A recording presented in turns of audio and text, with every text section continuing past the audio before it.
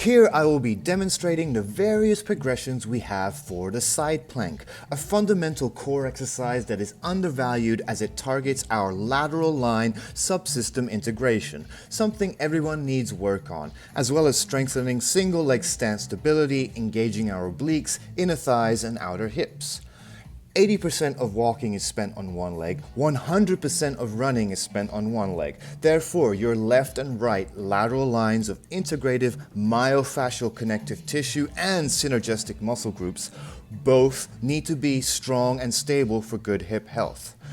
With the side plank, there are many variations and it's good to keep challenging the body with variety. So here are my top 6 side plank variations, starting with the easiest. So with variation number 1, a standard side plank hold with breathing. With the bottom arm, make sure it's vertical and at 90 degrees, actively pressing into the ground. Make a fist or press your palm into the floor. Top leg in front, lock both knees out, pressing the sides of your feet into the ground, and reach the top arm forward. The aim there is to fill that side of your chest as much as you can when you breathe in.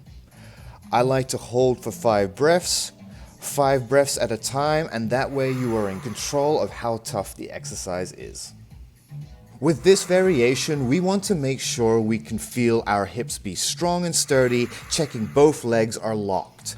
We want a good oblique engagement on the bottom side, allowing good expansion of the ribs on the top side. This alternation will work wonders for your respiratory mechanics. Number 2 is the side plank march. Now we start implementing some single leg strength and stability, but keeping it just for a few seconds so that you can get used to it.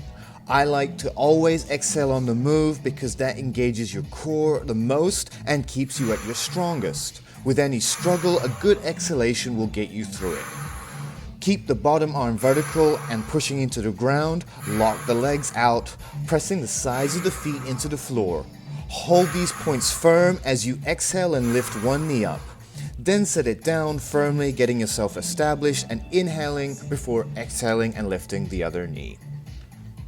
Top leg works the adductor inner thighs, bottom leg checks the outer hip lateral line.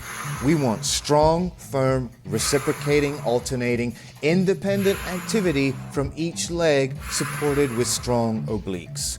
For beginners, 3 and 3 would be a good start, and a good challenge would be 5 or 8 reps per leg.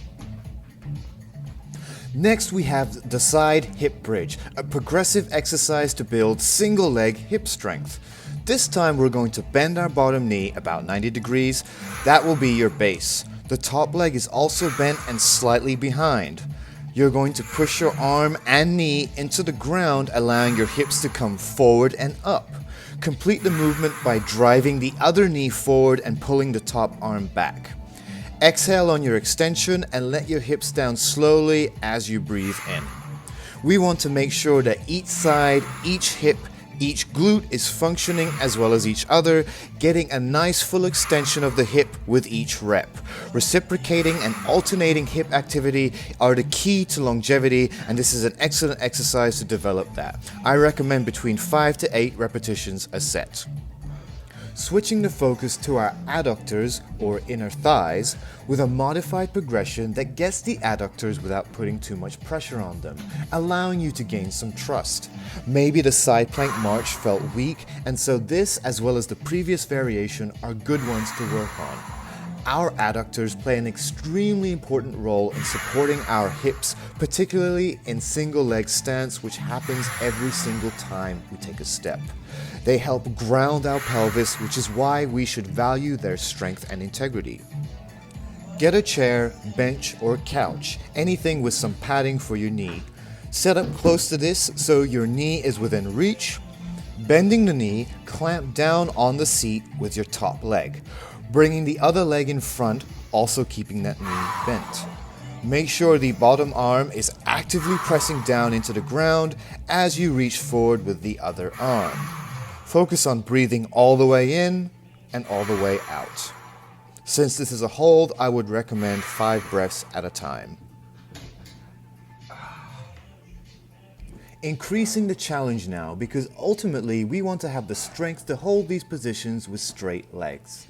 Once you feel you are confident enough with the previous variation, you can move on to this one. The only thing that's changed is your leg is straight, and make sure your whole body is nice and straight too. Testing yourself to be strong in this position. We're just doing a simple hold, so let your breath determine your intensity. Remember, we want to learn to do this with deep, long, controlled breaths, all the way in through the nose and all the way out through the mouth, as you stay strong with the top leg and bottom arm firmly pressing into the floor. Reach with that top arm and try to fill that chest cavity as you inhale.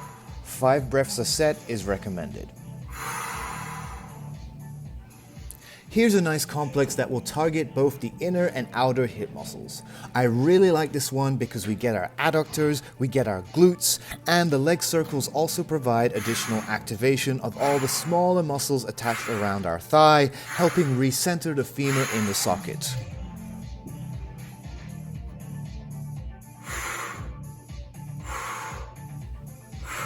Setting yourself up next to a bench, first, place and clamp the top foot down on top of the bench and bring the bottom knee up as you exhale. Then, keeping your bottom knee in a bent position, you're going to brace it against the floor as you then lift your top leg off the bench, drawing a big circle, keeping your knee straight. A nice combination where I like to recommend 5 knee raisers, 5 circles clockwise, 5 more knee raisers, 5 circles counterclockwise, making sure your leg goes both ways. Finally, we can add an upper body strength component to the side plank. Here we have 3 variations of a row that can be done. This is the easiest and most basic, a standard side plank as you row. The goal now is to be able to hold the side plank position strong enough where you can implement a pull and engage more of your back. The top arm should continually press into the ground to stay strong. Top leg is in front, bottom leg is behind, keeping your legs locked out. As you row, stick your chest out nice and proud, holding the end range for a second. I recommend 7 to 8 repetitions per set. This next one is the hip bridge row. We're going to lift and extend our hips forward as we row. This is pretty advanced, so to modify, you can simply hold the top position and row without moving and extending the hips.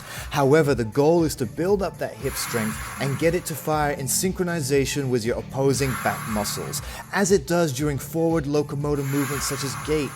This linkage of the hips to the opposing back is called the posterior oblique sling, and it plays a huge part in running and sprinting, which is why I'm such a fan of this particular variation. I'd recommend 5 to 8 repetitions per set. And the final variation is the side plank single leg row, keeping the top leg pressed down, drive the bottom knee forward as we row. This is probably the hardest variation, tying together your adductors to your obliques, which is part of your anterior oblique sling. This synchronous chain also helps propel you forward with activities like running, walking, sprinting, so it's a big reason why I feel this variation is important and should be practiced.